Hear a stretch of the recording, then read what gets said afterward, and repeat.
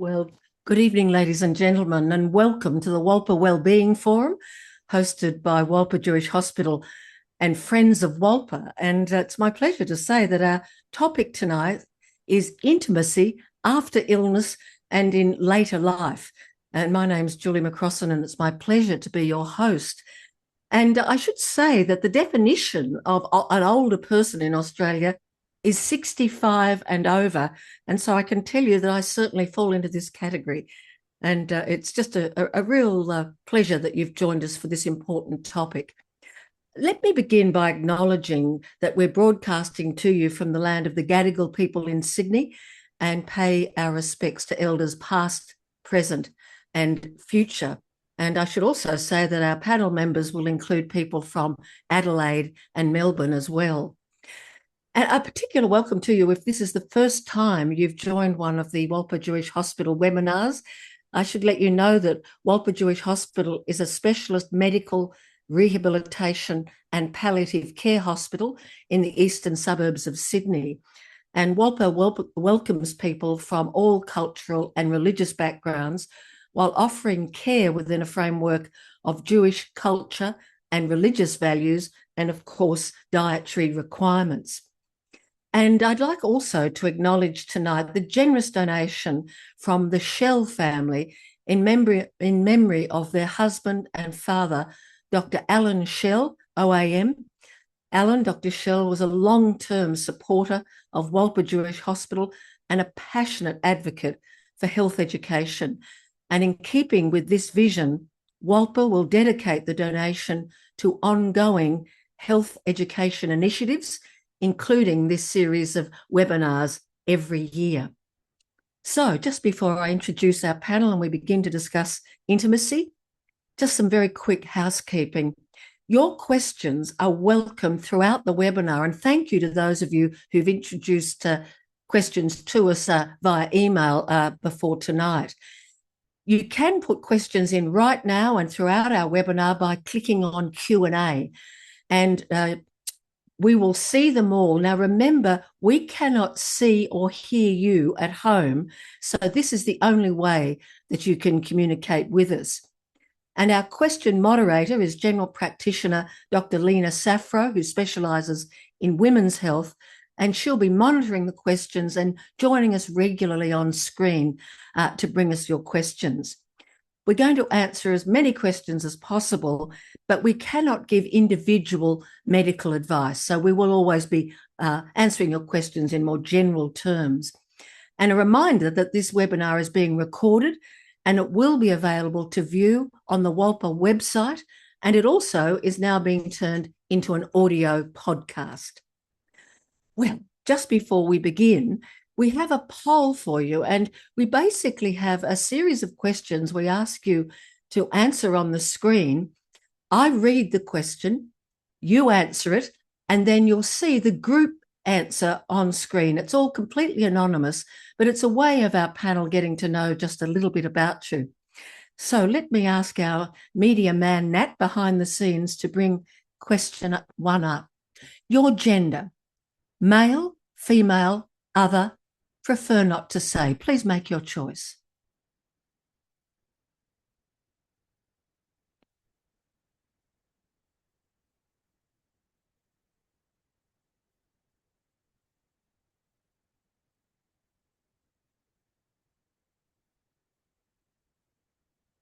So 42% male, 58% female, and that's our breakdown. Thank you, and thank you for that equity and representation. Question 2, please. Your age, 39 years old or younger, 40 to 60, 61 to 74, 75 or older.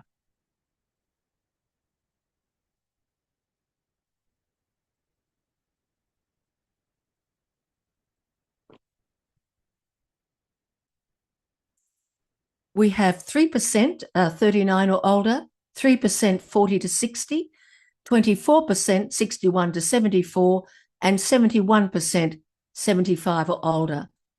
So welcome to everybody. And our next question. Physical and bodily changes. If illness or aging has affected your desire for physical intimacy, please tell us how. And if you could have a single choice: increased, decreased, unchanged, fluctuates.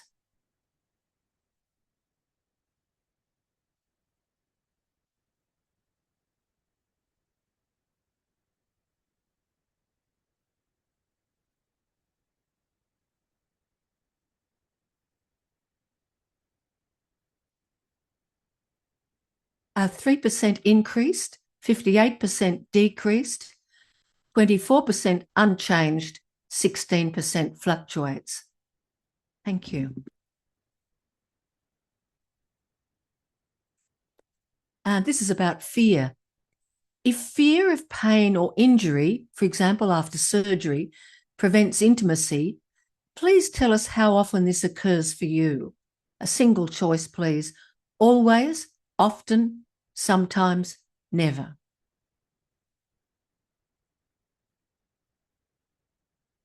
And it's if fear of pain or injury prevents intimacy.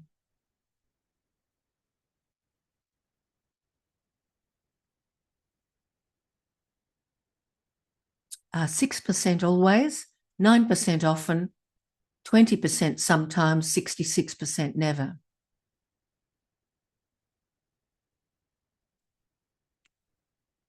Emotional and relational changes. If aging or illness has changed the definition of intimacy for you, please select which description applies to you now. It's now more about companionship. Physical touch is less important. Emotional intimacy is now the higher priority. The definition of intimacy has not changed for me.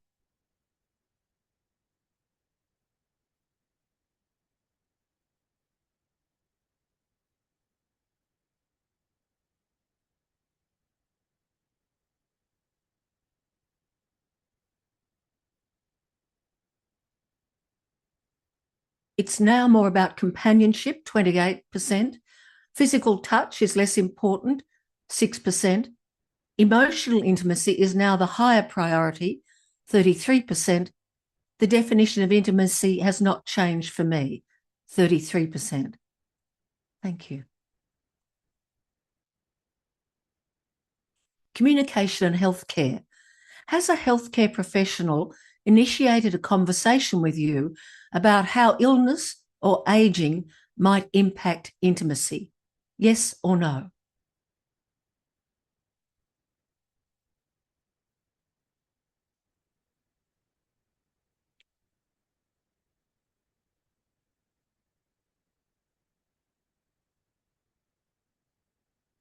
Yes, 8%, and no, 92%.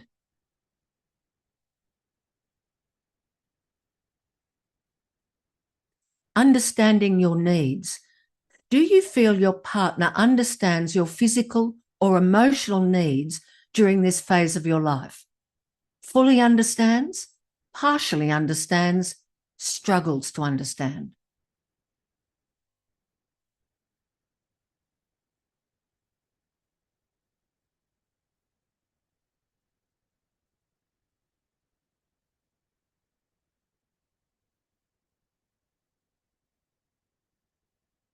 Fully understands, 49%, partially understands, 29%, struggles to understand, 23%. And I think that's the last of our poll. So thank you so much. I must say, it already feels good to be talking openly about these matters, which are too rarely discussed. Well, look, it gives me enormous pleasure now to welcome to the screen our panel. And if you could all come onto the screen, and I'd like to welcome Dr. Tonia Mezzini, a sexual health physician, Dr. Sue Malta, a sociologist and researcher at the University of Melbourne, who focuses in her work on sexuality in older age, and Dr. Linda McAuliffe, a senior research fellow at the Australian Centre for Evidence-Based Aged Care, based at La Trobe University, and who's done 20 years of research in this field. And welcome to you all. I'll give a fuller amount of information about you as each of you speak. And I think I'll start, if I may, with Dr. Tonia Mezzini, the sexual health physician. So Tonia's a medical doctor working in Adelaide, and she specialises in women's health, but including additional qualifications in relation to psychiatry and other matters. So her work includes a focus on cancer survivorship and mental health, and all sorts of things about sexuality and intimacy and function, particularly for older women. You're working, Tonia, I think, with mainly women. Obviously, we need to define intimacy. And we've spoken, and I think you said the pleasure of intimacy and deep connection can be experienced in many ways, but touch is the key.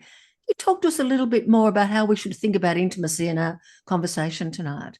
Well, Julie, when we were talking about this in preparation for this, we were talking about different ways that people might experience intimacy, and often the assumption is that we're talking about penetrative sex. Now, of course, that is not the only definition of intimacy, and that might not be appropriate for you within the context of your relationship or your stage of life or what's going on for you in terms of your health.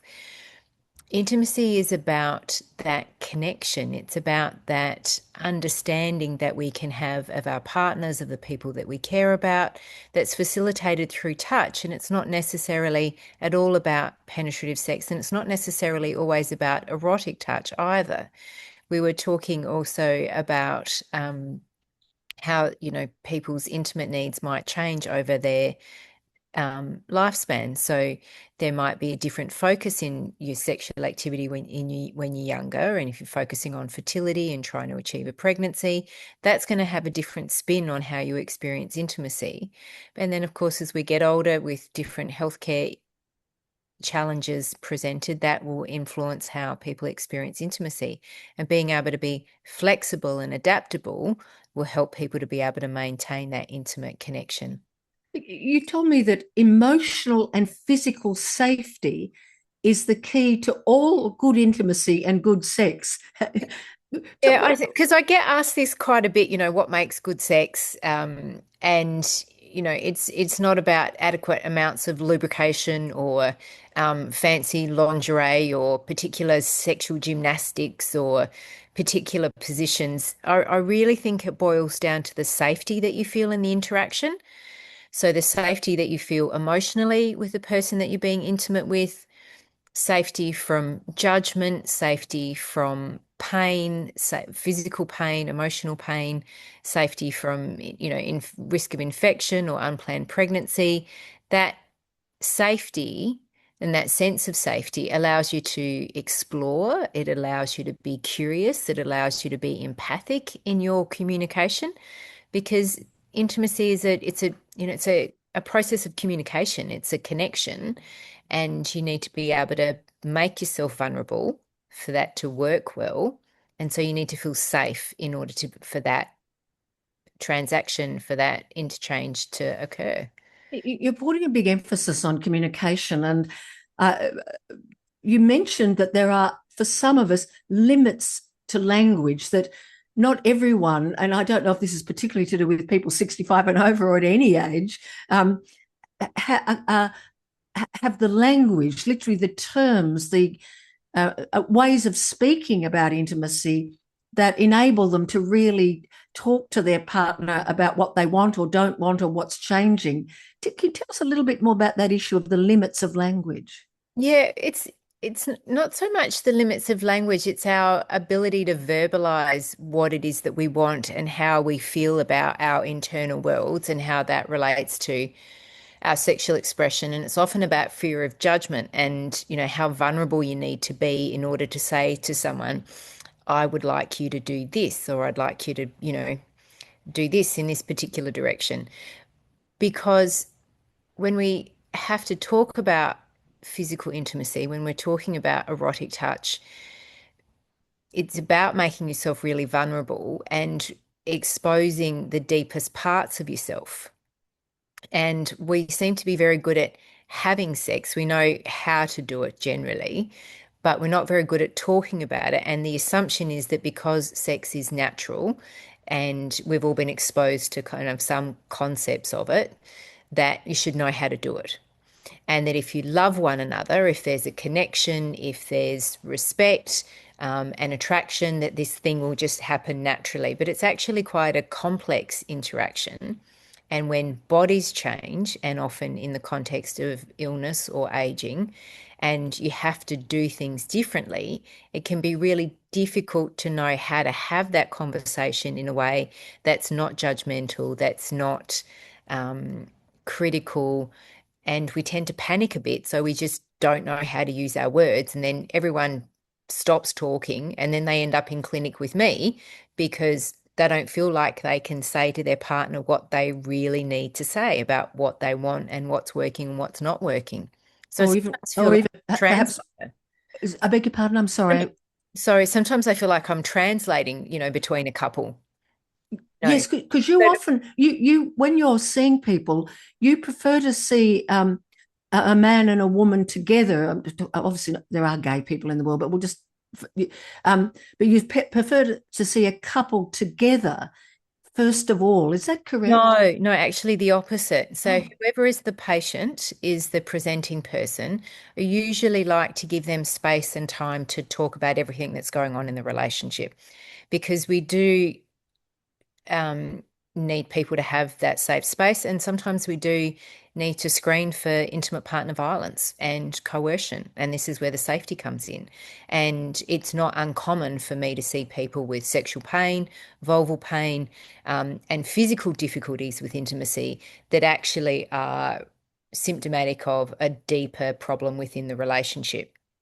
And you can't always say what you need to say freely when your partner is sitting there. So generally, I'll see people on their own, gather the history, work out exactly what's going on, and then work out when we're going to bring the partner in for a more collaborative approach. Just before I go on to ask you about a couple of examples. For example, a woman who may have had breast cancer and the challenge after that to reestablish intimacy.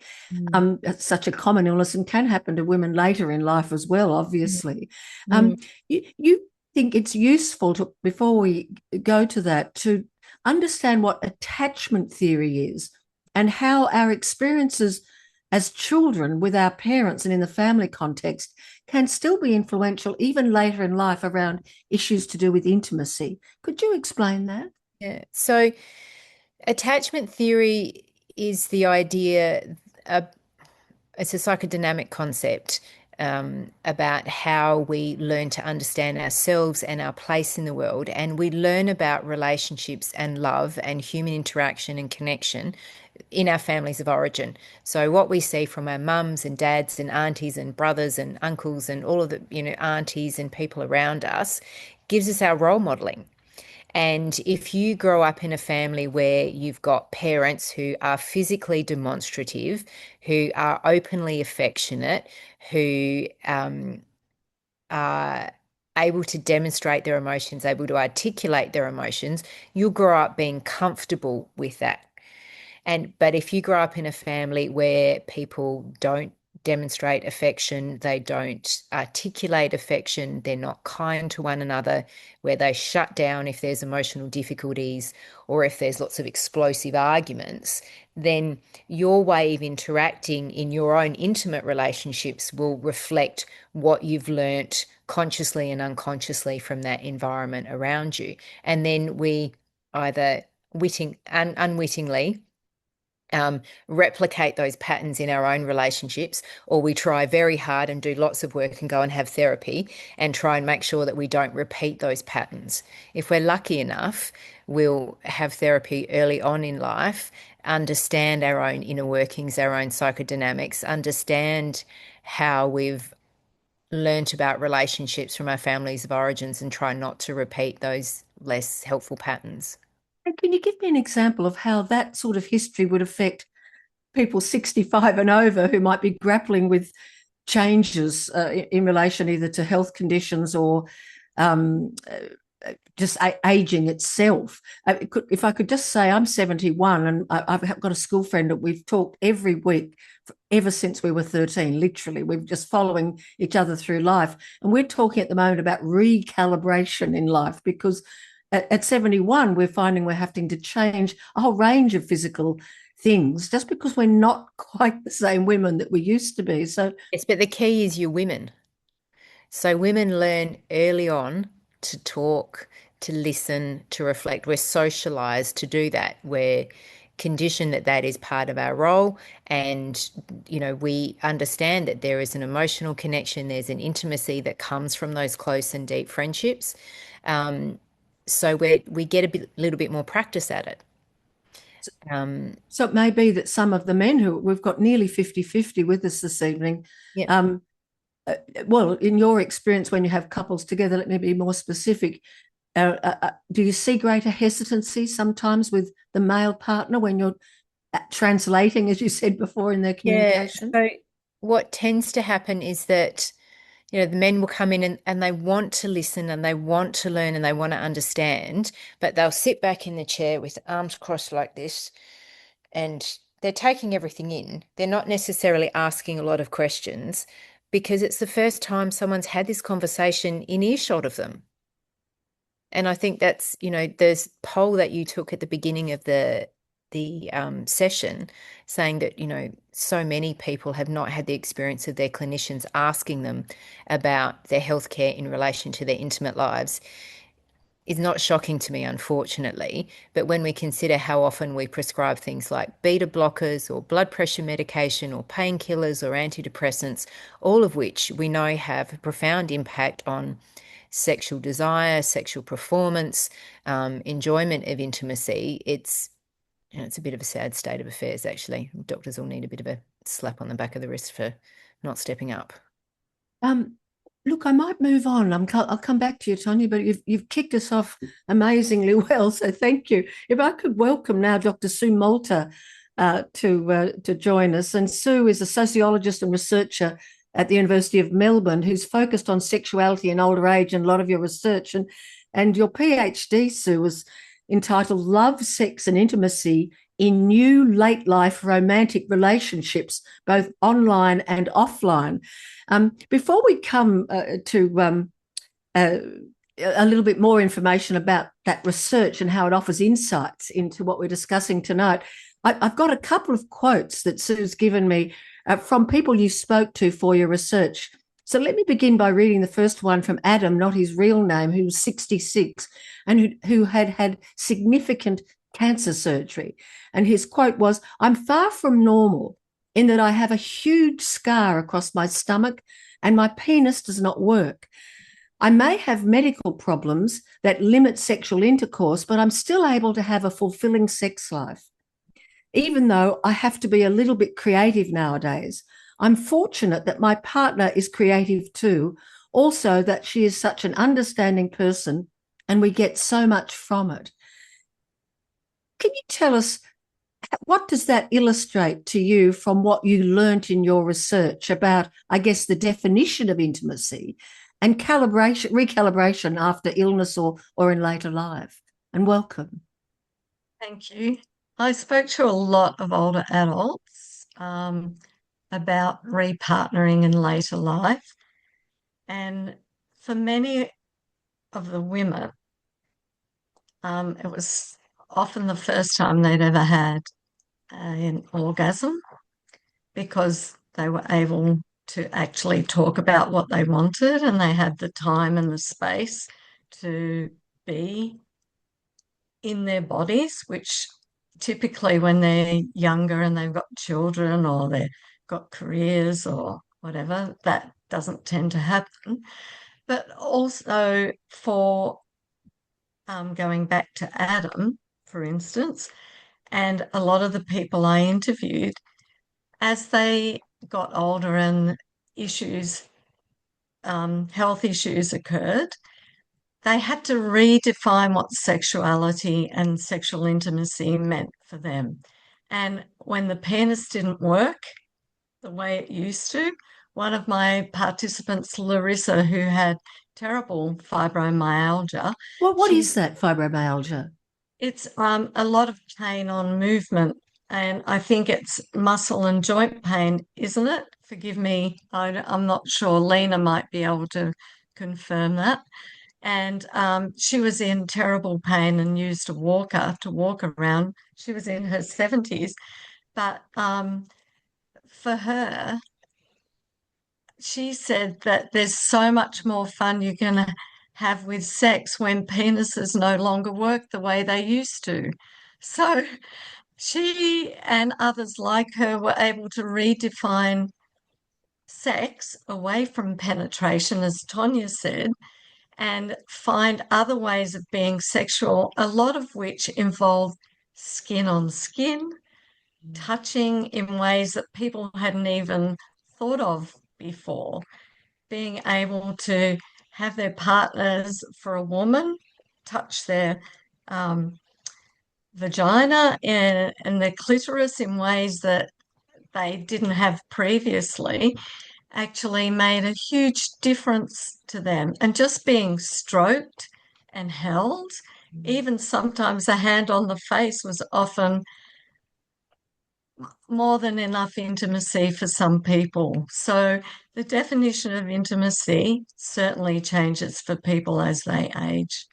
And should we make it clear, as I think came out in your research, that not wanting intimacy or not wanting touch is okay too? Is that, Yes. what would you say about that? So there's, we know from the research that there are people who are asexual. They're not interested in sex, or they lose interest as they get older. This certainly happens for a lot of single older women, particularly through menopause and postmenopause. It doesn't mean it's always like that. A lot of people have renewed interest in being sexually intimate once they've gone past that terrible time of menopause. But it's okay. Intimacy for you is what it is for you. And if you're not interested in being sexual, don't feel pressured. That's entirely your prerogative. And everybody has their own feelings around being intimate.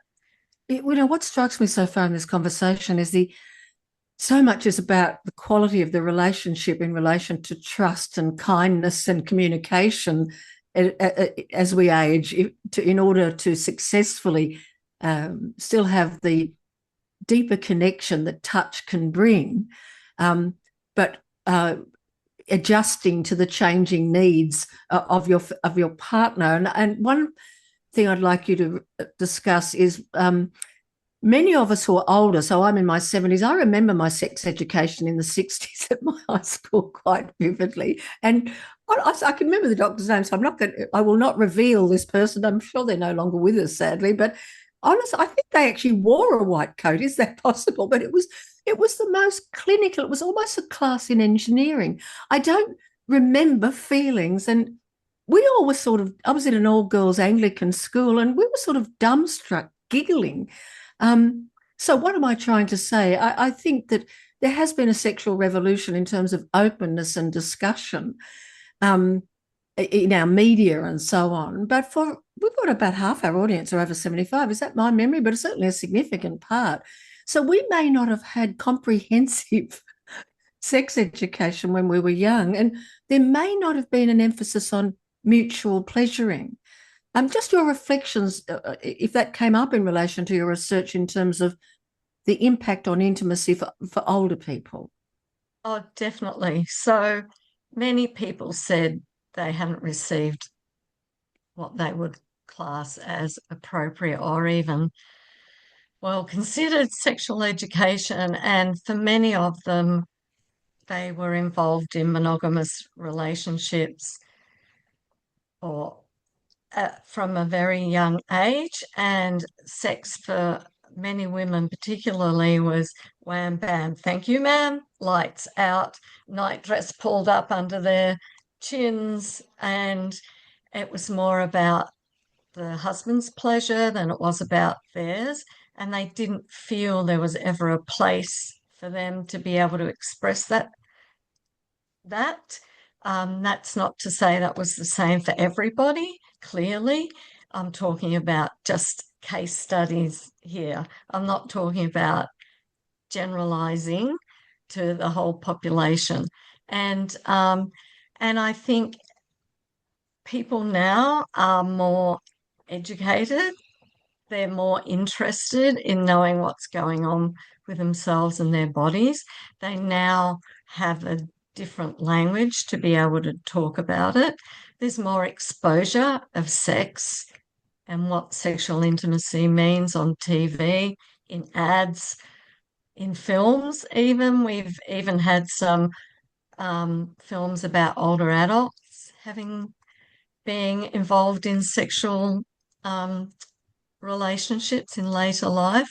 And I think that's opened the way for a lot of people to redefine what being intimate means for them as they get older. Yes, and we'll turn to that shortly, because I know that you've got some reflections and research in relation to a kind of sexual reawakening in later life that is also happening with older people. But could I just ask you this? I'm wondering, because we don't have a man on this panel tonight, but I'm wondering if in your research, what the male equivalent of that history of inadequate, for some, inadequate sexual education, inadequate encouragement to talk openly, and some of the inhibitions or experiences of older men through that earlier, difference. I mean, I can tell you with my own children who are in their 30s or stepchildren, we had very open conversations within the family context, and they did in their school environment. And, and that will be even more so, I should imagine, with the grandchildren that many of us would have on this program. But it's just some reflections on older men's experience from earlier life and how it may influence them in later life. Well, one of the compelling quotes was from a man who was 69, who was involved in online dating and had quite a few sexual experiences. And he said he was really surprised that the number of older women who were willing to go to bed and to be intimate and wanted to be stroked. And that was a redefinition of him for him about what sexual intimacy meant, because I think he thought it would be just, sexual intercourse and that would be it. And a lot of the men didn't talk to me about how they learnt to be sexual. I guess for a lot of men, masturbation was the normal thing to do. For a lot of women, older women, masturbation was not a thing that you would have been encouraged to do or even talked about. And so I guess they know, and I'm just surmising here, from a very early age, how to make themselves have an orgasm. Whereas for a lot of women, that's couched in, older women, it's couched in very negative terms about don't touch yourself, you need to save yourself. Whether that's the case these days, of course it's not. But I think for these older men, learning that older women are sexual in a way that they've never encountered in their married life has woken them up to what they need to do in the future and how to be a different sexual person. Well, we'll come back to you later to learn more about your research and a knowledge of the sexual reawakening that's happening at the moment for some older people. But I'd like to invite our question moderator, Dr. Lena Safro, general practitioner who also works in women's health. Lena, if you could come and give us a question, please. Welcome to the screen. Thank you, Julie. There is a good question about tips for people living with chronic pain and what they can do to minimize the impact of that chronic pain on their sexual function. Look, thank you. If I could bring Tonia Mezzini onto the screen, please. I couldn't see Lena then, but it may just have been me. Can you help us with chronic pain and how intimacy can still be achieved? Yeah, it's a really good question. One of the things that comes to mind is perhaps changing the time at which you schedule or set aside time for intimacy. So it might be that, in years gone past, first thing in the morning before work was your time, or maybe at the end of the day after the kids have gone to bed.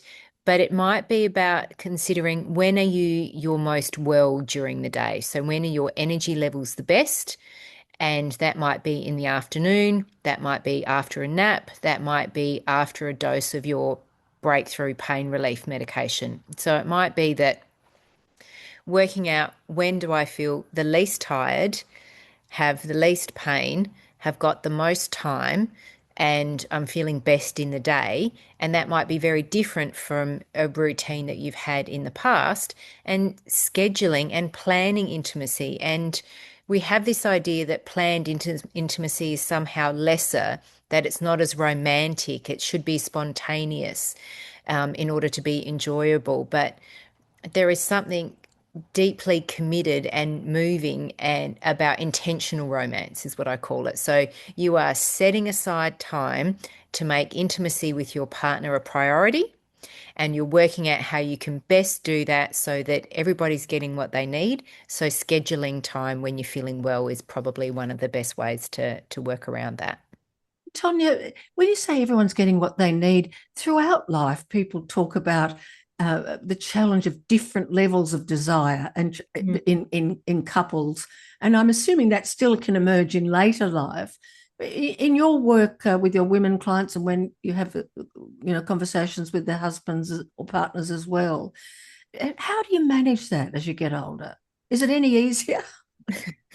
Desire discrepancy is probably one of the hot topics in sexual difficulties, and one that can cause couples a lot of grief. And there are different reasons for it. There's a different reason for a desire discrepancy when you've got young children, and then it might be different again, in the busyness of midlife. One of the most recent books I've read on the topic is by a woman called Emily Nagosi, who's an American sex educator. And she's written a book called Come Together. And in the introduction, in the first, couple of pages, she talks about the idea that if you're just waiting for random desire or horniness to strike as the only reason for initiating intimacy or responding to an invitation to intimacy, then you might be waiting for a very long time, particularly once you're in an established, long-term relationship. There's a natural waning of desire. As we get to know our partners a little bit more, we trade off the erotic and the exciting for security. And so she talks a lot about emotional libido, and considering from an empathic point of view, if you have a partner who has a higher desire for physical intimacy than you do, then considering how can you step up to meet that need, but how can they also make that easier for you? So how can that person with the higher libido facilitate you to have an emotional libido so that it's easier for you to say, oh, well, it's been a couple of days. Yep, maybe we should. Or if you do tap them on the shoulder, that they're more responsive to that invitation. And also then for the person with a higher libido to acknowledge that you are inviting someone to intimacy. You're not demanding, you're not expecting, and this is a two-way communication. So both partners need to be working to make it a safe space to invite and to respond. Look, thank you. Is the work of a long-term relationship constantly. I have to just quickly respond to that extremely high number of people who've never had a clinician ask them about sexual intimacy, in our poll. I can't remember the exact question. Because I can already tell if I got in a room with you and my partner, you'd help us. You're comfortable. You've got really interesting terms like emotional libido. A complete liability at a dinner party, I have to tell you. It wouldn't be an easy thing to say at which area of work, I can imagine. But I guess I'll come to it later, but we must remember to talk about sources of help. and the role Yes. of the general practitioner and referral pathways. Let's hear a little bit more from the audience now, but we'll come back to that. Lena Safro, could we have another question from the audience, please? Sure. There is a question about something that happens to all women after menopause, which relates to what the person is calling vaginal atrophy. So the dryness and a whole lot of other symptoms that trouble women after menopause. And people would like to know if it can be treated at any age and how it can be treated. Well, thank you. I'll bring Dr. Mezzini back in again. Thank you. Yes, the vagina questions are definitely one for me.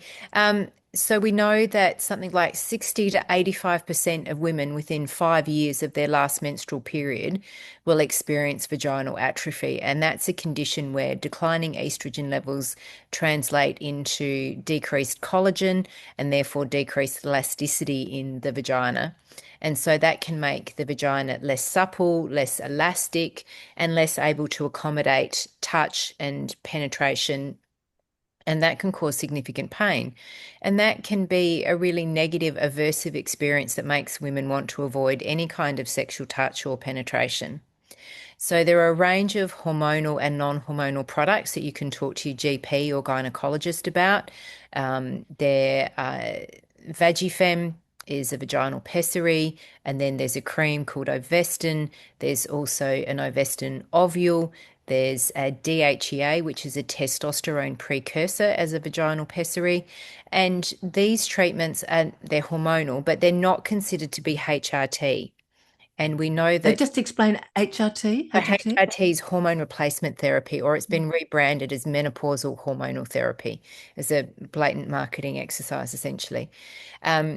So there are hormonal treatments, and you do need to discuss them with your doctor. Low-dose vaginal estrogen is appropriate for women with a lived experience of breast cancer. We know that there's no increased risk of recurrence with low-dose vaginal estrogen, but often women will need additional emollients and lubricants to help with that. So there's a whole range of options for people to choose from. Breast cancer nurses are often very well versed in these options. Your gynecologist and medical oncologist might also have some options, but look for things that are oil-based, so containing olive oil rather than coconut oil. Coconut oil can block the pores around the skin, so that's not really a very good choice. I jokingly say coconut oil is for when you're making muffins, not for your muffin. Hyaluronic acid-based products are also very helpful because they help to restore the elasticity and the stretch and functional capacity. So those non-hormonal emollients and lubricants in conjunction with varying amounts of vaginal estrogen or DHEA can be absolute game changers for women. So there are certainly options. And it strikes me that this information is so important if you have a male partner or husband, that they understand the hesitation that may occur for women around penetration as they age, that it's not a rejection of the man, it's a concern about discomfort or even pain. Is that right? Yeah, and the experience that I have is that often these women, that women present and they're surprised by their symptoms. So if they're not aware that some of these changes are going to occur in menopause, how can we expect their husbands or male partners to understand about these changes? If we don't have the education, they're even less likely to. So often the conversation is around explaining this is what menopause is, this is what vaginal atrophy is. When she's saying no, it hurts, it's not because it's a rejection of you, which is often what partners hear. And this is where the difficulty with desire discrepancy becomes so fraught, because if you say no, it's often interpreted as a rejection of the whole person rather than just the activity at this time when you're tired and you'd rather just have a nap.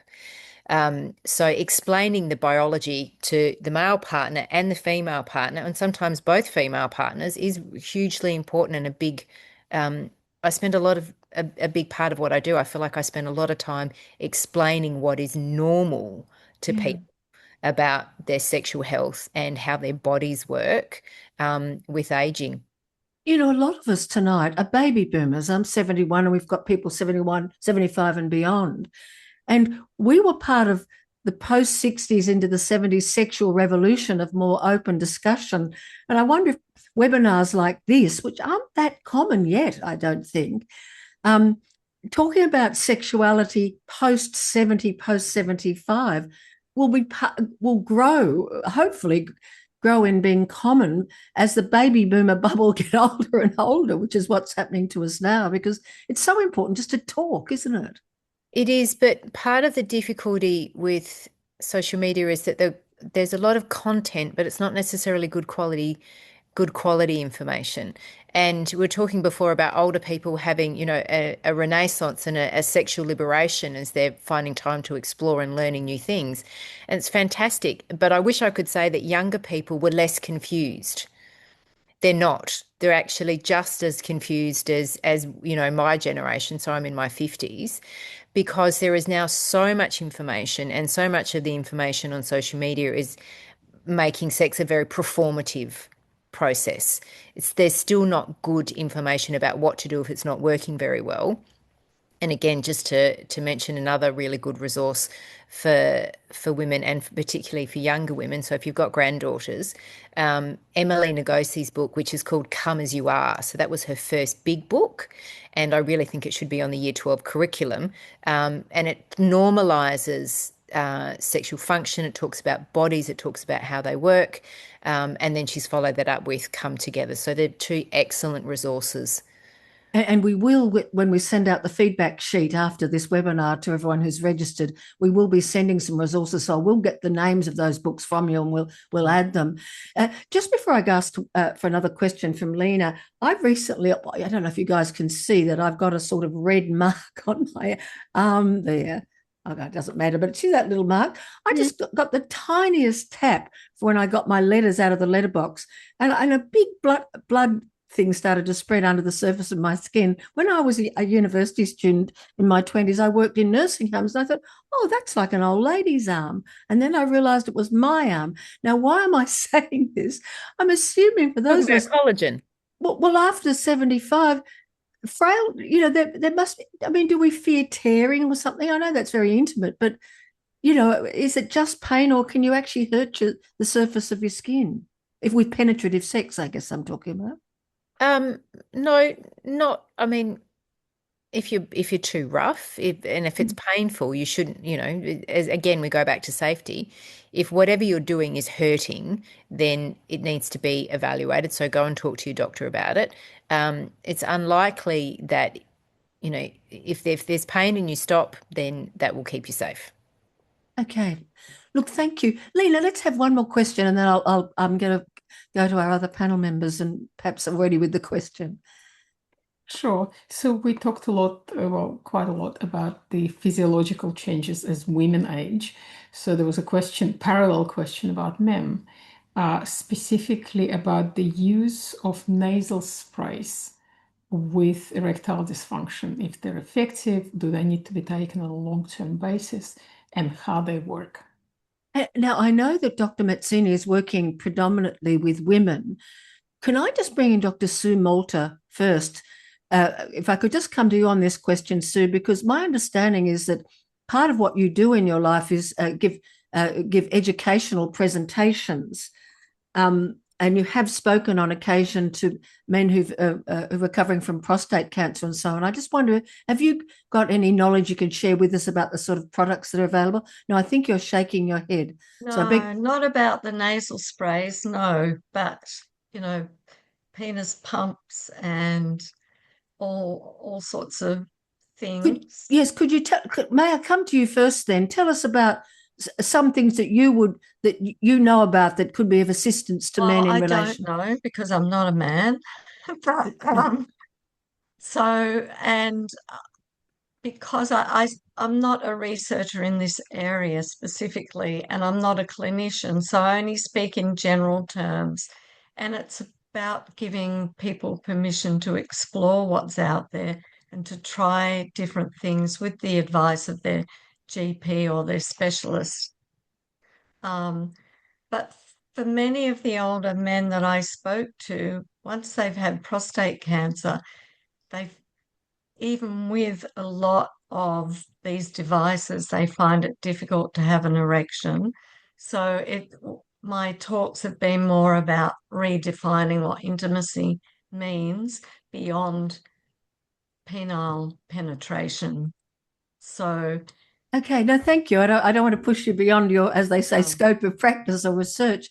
Dr. Mezzini, would you have something to offer on this, or will we send some information with our feedback sheets on this topic?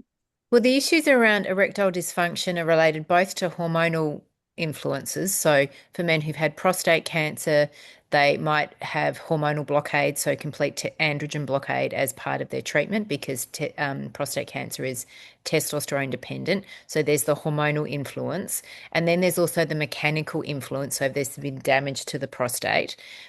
And then there are also issues around circulation. And so as we age, circulation to our peripheries, so to our brain, to our eyes, to our heart, to genitals, to penises, can be compromised. And that's why it's so important to look after cholesterol, to look after blood pressure, so that your microcirculation is intact. And often a conversation with men about giving up smoking is about, if you would like your penis to continue to work into your older years, you might want to stop smoking now, because that's going to damage the circulation and impact on erectile function. I'm not familiar with the new nasal sprays, because my practice is, as we pointed out, predominantly women now. But so erectile dysfunction is a broad topic, and it would depend on the mechanism for the erectile dysfunction. And as Sue has pointed out, no amount of pumping of a penis is going to help if there's complete androgen blockade. So Let's explain androgen blockade again, and why that's used. So testosterone, or the broader umbrella term for the different types of testosterones, are androgens, and that refers to the predominantly male hormone. And because, as I said, prostate cancer is driven by testosterone, like breast cancer is driven by estrogen, part of the treatment is to block those hormones so that the cancer cells don't grow. And then that can have a negative impact on libido, so desire for intimacy, and also performance in intimacy. Look, can I just say this?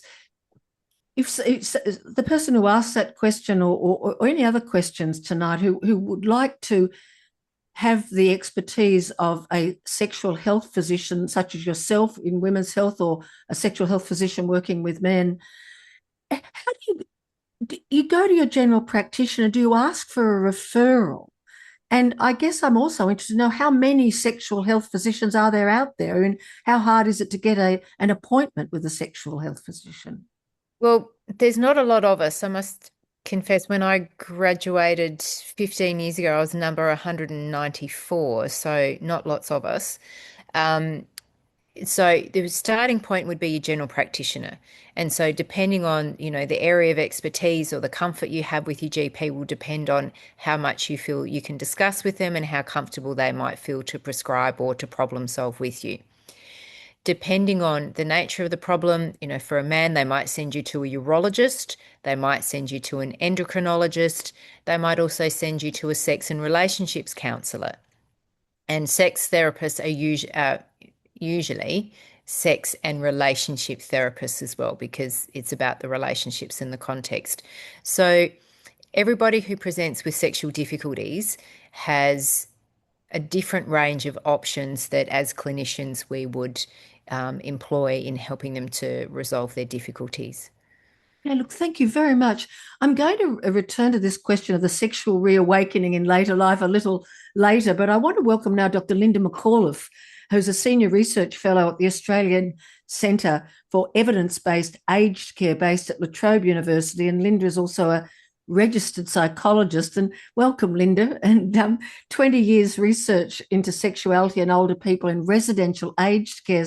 And I know we did have one or two questions in relation to residential aged care, and also particularly around issues that can arise for someone with dementia in that context in some of our earlier questions. But you've done some recent research where you sent out a couple of different vignettes or stories to residential aged care homes. They're often called facilities, I know, but I prefer residential aged care homes as the language. And can you tell us about the first of those stories that you sent out, and the sort of results and reactions you got from the staff and the lessons we can learn from that about intimacy within residential aged care. Welcome. Thanks, Julie, and thanks, Wolper, for having me on the panel. I guess the first thing to say is that, that sexual expression and sexual enjoyment doesn't end with a diagnosis of dementia, and that's and yet that's a myth that is kind of prevalent in society. As you said, a lot of our work has been in residential aged care, and the most recent project that we did was to send out a vignette about a couple called Norm and Carol, and the situation was that Norm and Carol had were living in residential aged care and had formed a mutually satisfying relationship. They were often seen in each other's company and holding hands and maybe sharing a kiss and just generally enjoying each other's time. And what we wanted to do was to ask people working in residential aged care, well, what would you do in this situation? Would you intervene? And we were encouraged by the response, which was that, the majority of people said, no, of course we wouldn't intervene. They're enjoying each other's company. This is a lovely thing to happen. And then what we did is we changed the vignette slightly, and we changed it according to factors that we know from the research can have an influence on people's beliefs about whether a relationship should in fact form or continue. And so those factors were things like the level of intimacy that the couple was experiencing, the level of cognitive impairment that was present within the relationship, the involvement of family and how verbal the family was in communicating their displeasure with the relationship. And another factor that I can't quite think of at the moment, but what was interesting is that when we looked at the responses to this second vignette, to the series of variations based on those factors, we found that people's responses varied quite a lot, and so people were much more likely to intervene when there was perhaps a vocal family member involved. Or when you say vocal, you're basically saying that they're uncomfortable with it, they don't want it. Yeah, absolutely, and that can be difficult for family members to. I think generally there's a lack of education about dementia and sexuality, and so it's not often on people's radar, especially family, and and so family is definitely a consideration there, so family often have strong views about what mum or dad should or shouldn't be doing once they move into residential aged care. And so what do you have, can you give us some sort of estimate of what proportion of respondents said that if family were not happy with it, or for their own values as individuals or as an institution, they would actually seek to intervene and stop that a more intense level of intimacy, for example, going to each other's rooms in the day or night? Yeah, I think the involvement of family, I think it was something like it was one of the highest, one of the factors that was most influential in the staff's response. Cognitive impairment wasn't as much of a factor, or degree of cognitive impairment wasn't as much of a factor as family involvement was. Okay, how interesting. And the key takeaway results from that research, in terms of what your Centre for Evidence-Based Aged Care, what conclusions did you draw from that research of what needed to happen? So what this piece of research did was it showed that people's responses to an intimate relationship in aged care vary considerably, and so their practice varies. And we already know that sometimes policies aren't in place to guide staff, and we know that there's a lack of education across the board when it comes to this topic. And so a lot of what our work is centered on is trying to support staff who are often coming from cultures where they haven't had that basic high school sex education. And so then they're kind of thrown into an environment where they don't know how to respond, and yet they know that they'll be held responsible for things that happen in that environment. So I think, it's about supporting staff with education and families with education, and we have a resource that we can provide that we've developed to support partners and family members. Yes, it's a sexuality resource, and we'll send that out with our feedback sheets. And through Dementia Australia, or in partnership with Dementia Australia, you're involved in education of staff in residential aged care, residential homes. Is that correct?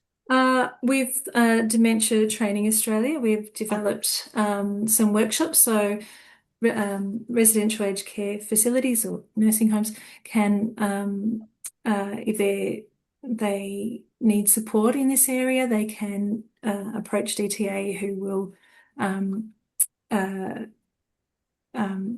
come out and speak to them and offer this workshop. I gather there's a 3-hour workshop and a 1.5-hour workshop, and for people who have friends or family in residential aged care and have concerns, there's also a national dementia helpline, 1-800-100-500, 1-800-100-500. I just mentioned that because in my life I've actually had a lot to do with friends of different ages, because of course illnesses like Parkinson's disease or multiple sclerosis, there's many ways one can end in needing full-time care in a residential setting, as well as aging. And there are some centres that manage this very well and do allow a degree of autonomy. I mean, I gather your centre does believe in, as it were, sexual rights for people with dementia.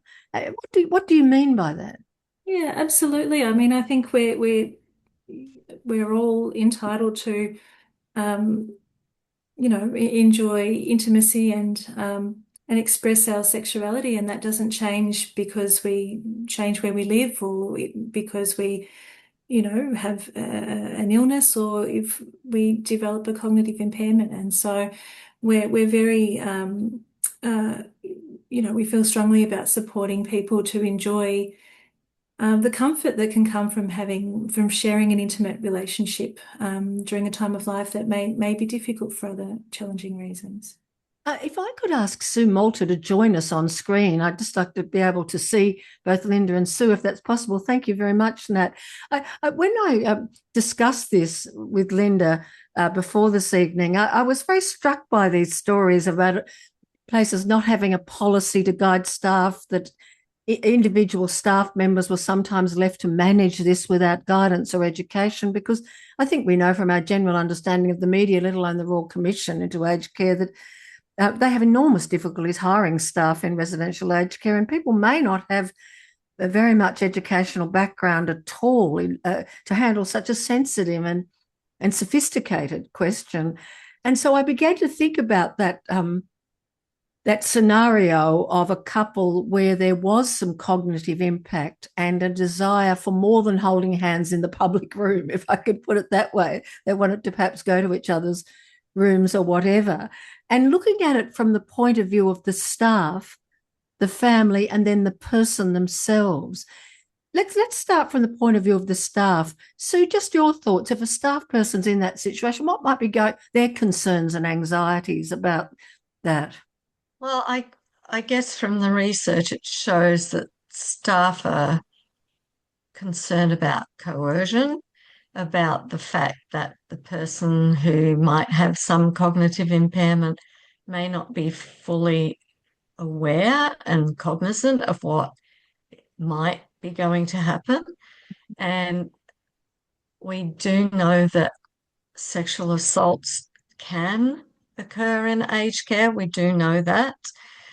But I've also, and so this is a very difficult area to work in. And hats off to Linda for working in this area, because there's a range of appropriate responses for this kind of situation.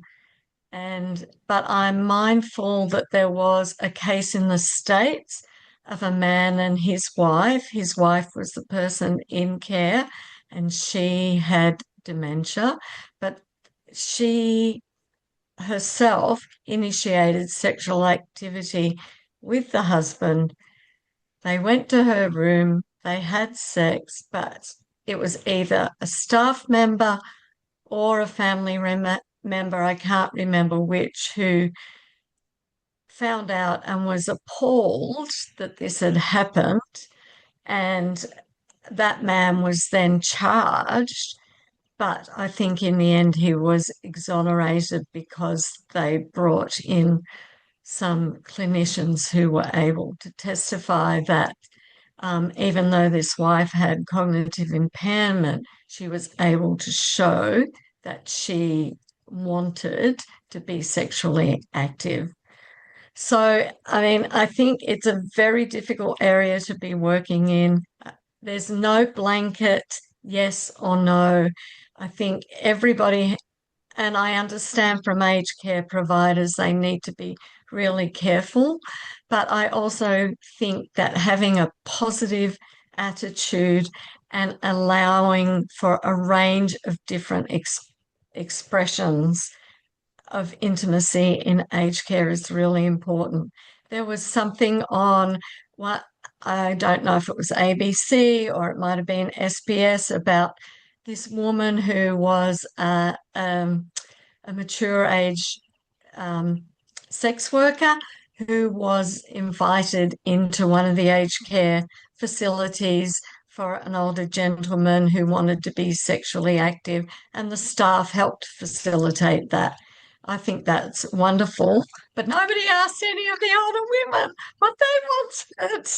Well, this is an issue, of course, with the National Disability Insurance Scheme, and there's been some, lurid and unhelpful media looking at, whether that, tax money shouldn't be spent on sexual intimacy. And, it goes to this question of a lack of education, sophistication, and leadership, because I do know of a nursing home that handle this very well, but they have very good leadership and good board and lots of education.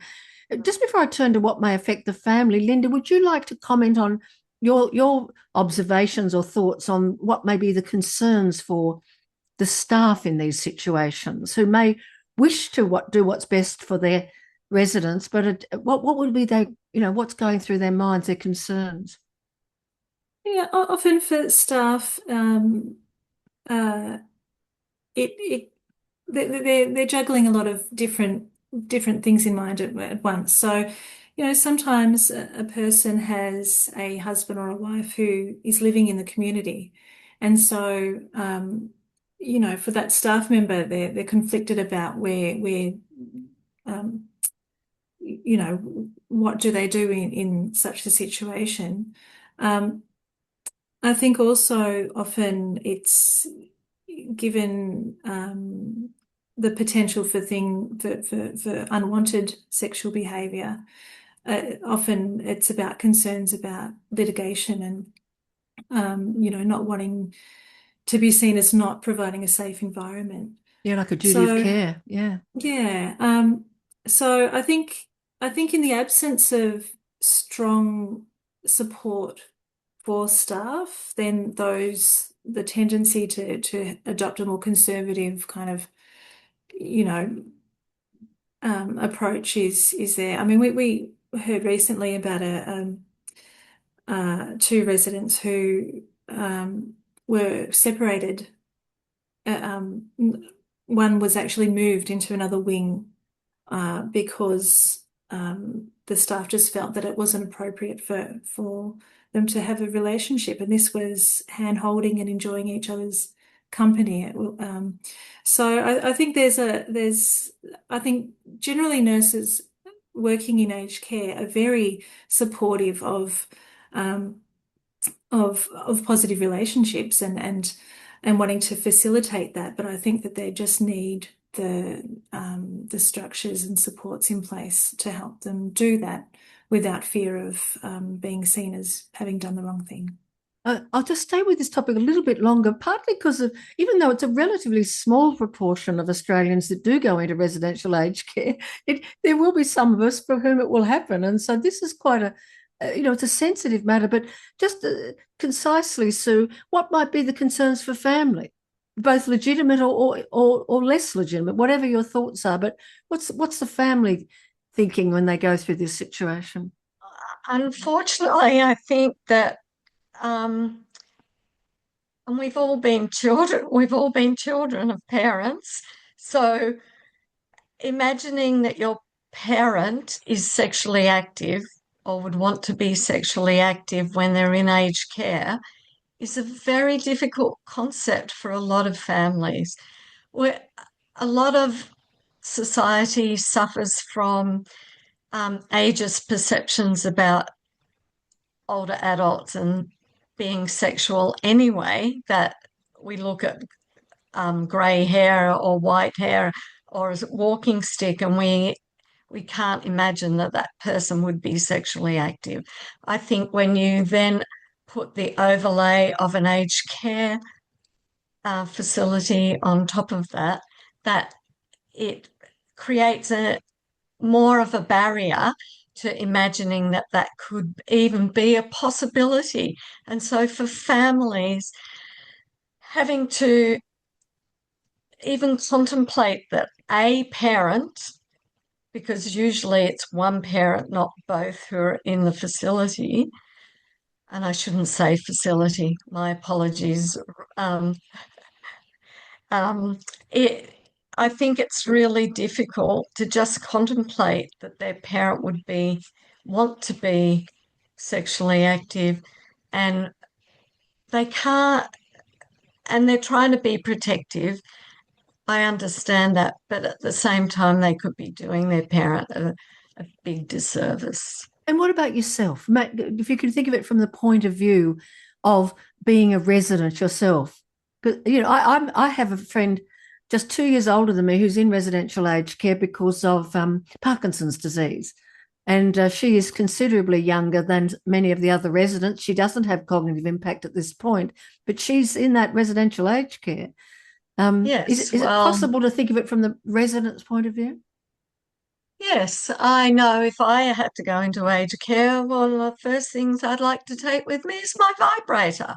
So I would like to be able to get new batteries if it's not an electric one, or if I can't access the power point that's behind the unit that's next to the bed, that someone would help me be able to do that, and to be able to have the privacy in my room, and to be able to have that time out without it being a giggle amongst the staff or a shock to the staff.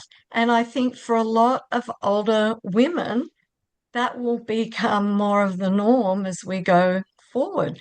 But again, you have to then, the families are going to have to somehow be cognizant, oh, mum wants to take a vibrator. Did you know she had a vibrator? So it's really important. It's a time of recalibration for children as well. Linda, has your centre done any research on family influence on access to intimacy in aged care? Because I'd like to support your submission to the Australian Research Council. I'm 71. I need you to get hot on this topic, quick, smart.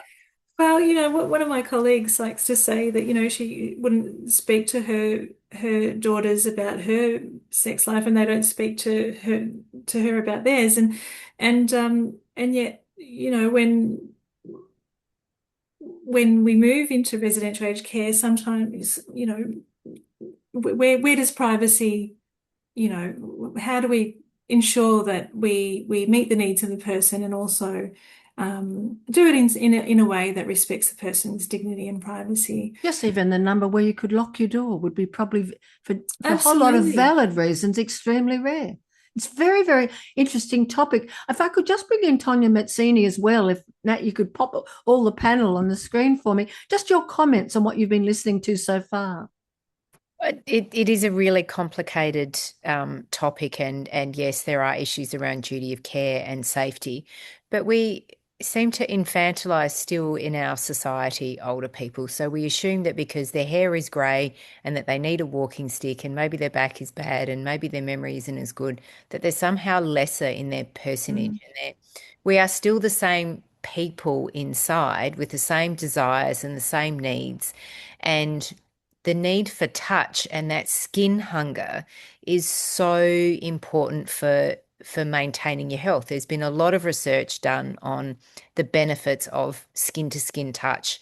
And Julie and I were talking about the research that Harry Harlow did in the 50s, and Linda, you'll know about this, where he did experiments with a terry cloth monkey. So they did these experiments on animals and monkeys, and it's heart-wrenching to watch. And they found that the baby monkeys would spend most of their time with a terry cloth covered monkey mum and as little time as they needed with the mum that had the monkey mum that had the bottle. So she was wire, but she had a bottle.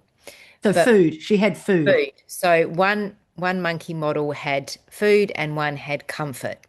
And they consistently chose the mum model that provided them with comfort. And we know that touch boosts your immune system, reduces stress, reduces anxiety, increases oxytocin, helps you to sleep, helps you to normalize and regulate your emotions. So that touch and skin-to-skin touch is so important. It doesn't necessarily need to be sexual or erotic. It can be having a manicure, having a pedicure, going to the hairdresser. Massage. A massage. When my nonna was in the nursing home, one of the things that happened for her that she'd never had done in her life was to have her nails painted. This was, a busy Italian, mum of four. Having her nails painted was something that was never on her agenda. But when she was in the nursing home, that was part of her routine care. And she really enjoyed it, not because she needed pretty nails, but because the touch and the massage was a way to connect, and it was pleasurable and it was safe and it was comfortable. But to answer your question, Julie, we're not very good at giving people privacy. We do the faux knock, where you knock on the door and walk in as you're kind of announcing that you're coming in the room. So people's capacity to have some private time, and yes, we need to be mindful of safety, and what if someone falls out of the bed and falls on the floor and hurts themselves and nobody can come and assist them. But we do have sophisticated things like two-way locks, and we can have a sign that you put on the door that says, please give me some privacy. If hotel chains can do not disturb. Yeah. Do not disturb. I'm having some quiet time. Hotels can do it. Why can't we do it in palliative care facilities? Why can't we do it in nursing homes? Why can't we do it in hospitals, so that people can have time with their partners? And there's a really good TV series that's on Disney called Dying for Sex, and it's based on a true story, a podcast about a woman's journey through her diagnosis from breast cancer to metastatic disease, and how she really learnt to understand herself by exploring her sexuality. And there's quite a lot of the TV show is spent exploring how she was able to do that in a hospital setting, and the difficulties that the doctors had and that the nurses had with letting this woman who was unwell, and even the language we use, letting someone have privacy while they're dying so that they could have dignity. So, with this very paternalistic approach to what we will allow people to do, even when, they know their own minds and they know what they need. And we, need to be much more passionate, much more empathic and compassionate about, looking after people. I'm just going to, if you could all stay with me, but I'm going to leave the nursing home for a moment. And Sue, I just don't want to fail to mention as the part of your research went to, I'm just reminding people of the name of your PhD, Love, Sex and Intimacy in New Late Life Romantic Relationships. Just give us a quick snapshot of that proportion of older people who are, and remember it's 65 plus is our definition in Australia, who are having a sexual reawakening in later life. And sadly, part of the evidence is an increase in sexually transmitted diseases among people in later life. Just a snapshot of that. I can't give you any definitive numbers because we don't collect it routinely about how many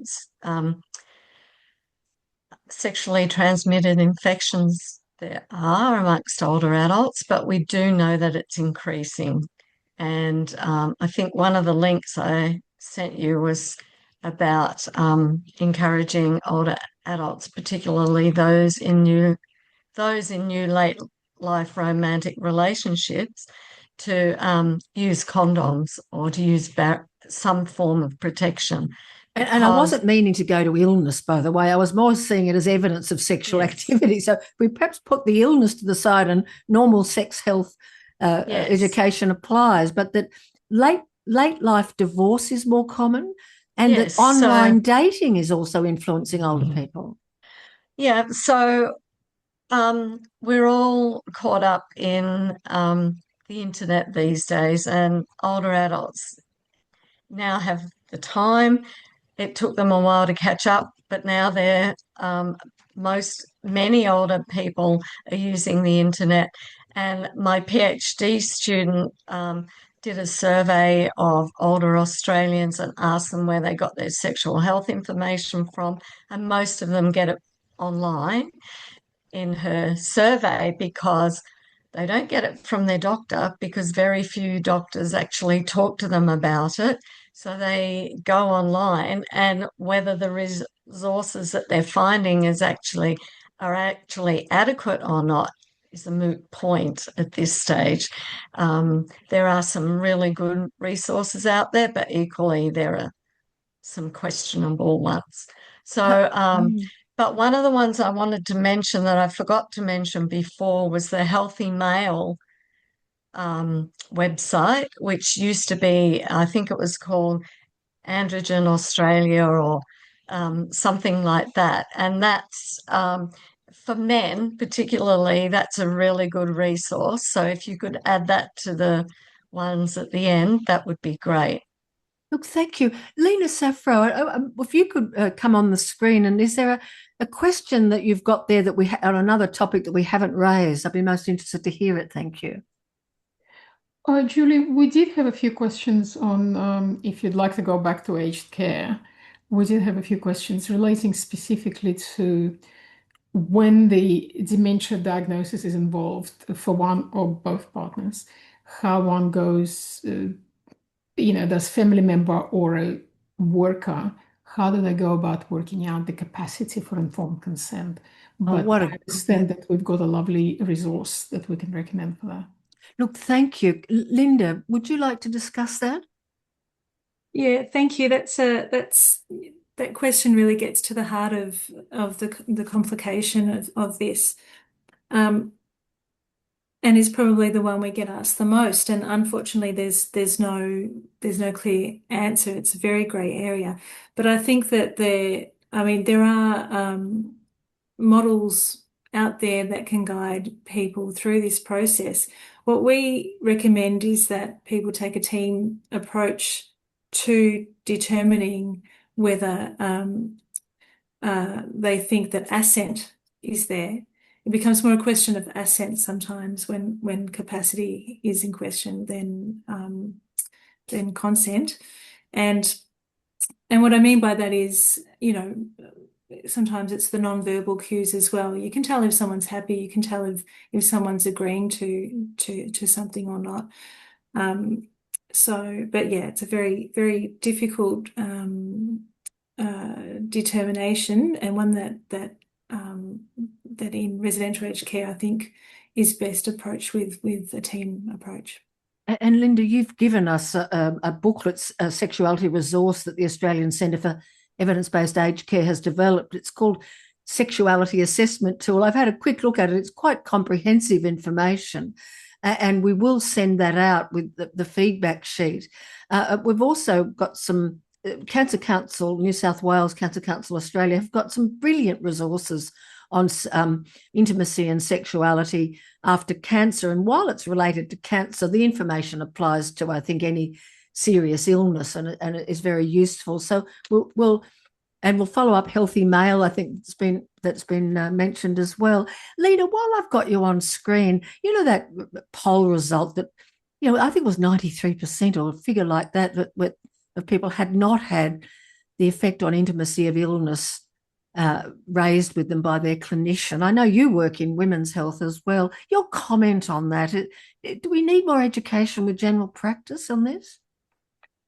It's a challenging area in a normal general practice, as I'm sure Tonia would agree. Consultations run 10 minutes, maybe 15. This is always a long consult. Anything to do with sexual function, anything to do with chronic pain, anything to do with socio-biological determinants of, sexual function, they're all overlapping. And so probably the topic is not well suited to your run-of-the-mill general practice. No, exactly. That's so interesting. That's why so many people look to refer to people like Tonia. And there are a few people who do that sort of work, and many people cannot afford to go private. And to my knowledge, we don't have services like that at public hospital outpatients departments.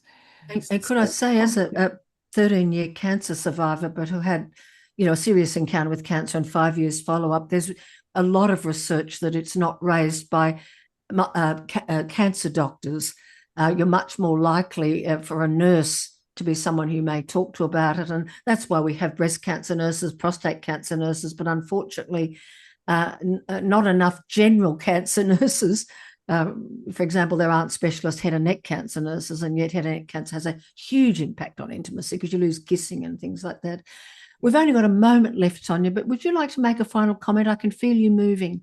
Yeah, I agree, Linda. It's so difficult to have these conversations in short appointments. And when I was teaching medical students, we'd try and teach them how to kind of salami and do these, conversations over multiple appointments. I'm lucky enough as a specialist to have an hour for my first patient appointment. And sometimes you're still only, sort of scratching the surface in that 1 hour. And, the nursing staff that support people through their cancer journey are so important, absolutely, because they're often the ones that have the conversations while they're putting the Zoladex in or hooking up the chemotherapy. But having access to resources is really useful. The research tells us that doctors are waiting for patients to raise the issue and sort of hoping that they won't. And the research also tells us that it's patients that are hoping that the doctors will start the conversation because then it normalizes and validates. And so one of the jobs I've done is to teach medical students how to raise that conversation in a way that's safe. And just a simple question like asking, how are things at home? How is your relationship? Unfortunately, isn't this terrible? It's like the 12-minute GP appointment. My time has just run out, but at least we've started the conversation. Thank you to Wolper Jewish Hospital for initiating it. And a big thank you to our panel and to Lena, as always, for her sensitive bringing of questions to us. A reminder